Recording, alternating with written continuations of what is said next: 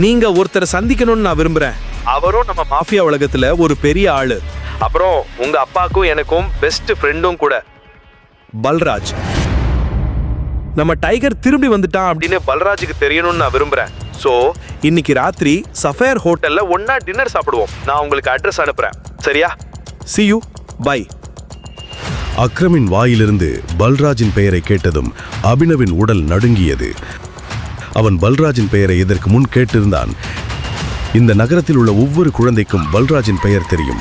ஒவ்வொரு சக்தி வாய்ந்த மனிதனும் அவனது பெயரை கேட்டால் நடுங்குவான்.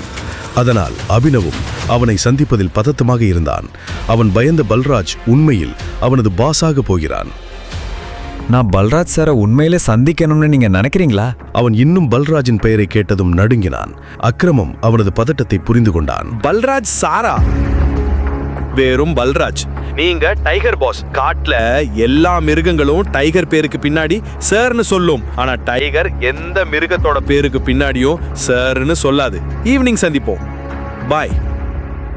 அக்ரமின் வாயிலிருந்து இதை கேட்டதும் அபினவின் தன்னம்பிக்கை அதிகரித்தது.